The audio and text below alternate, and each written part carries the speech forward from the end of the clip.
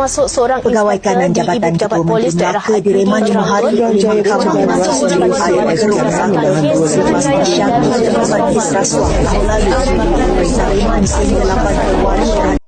Assalamualaikum dan salam satu Malaysia.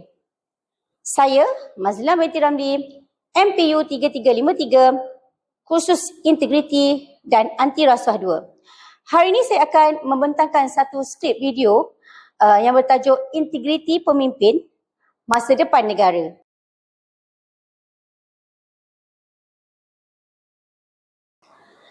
Setiap hari kita mendengar tentang berita rasuah, jutaan ringgit lesap, projek terbengkalai, janji dimungkiri.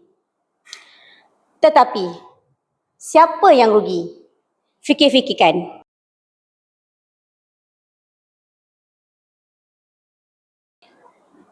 Rasuah bukan sekadar jenayah kola putih. Ia merampas hak rakyat.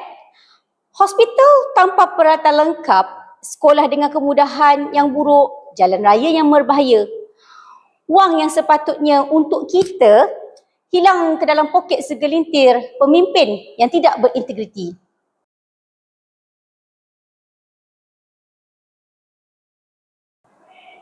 Lebih teruk dari kerugian wang adalah kehilangan kepercayaan.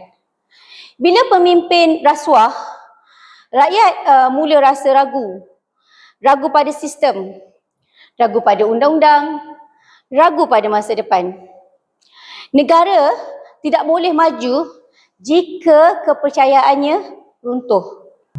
Macam mana nak percaya kalau yang kaya makin kaya, yang miskin makin miskin? Kita bayar cukai, ke mana wang kita pergi?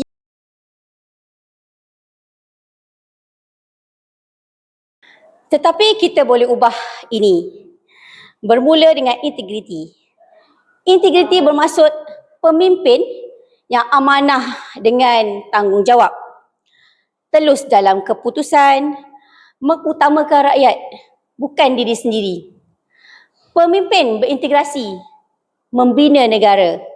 Pemimpin rasuah, memusnahkannya.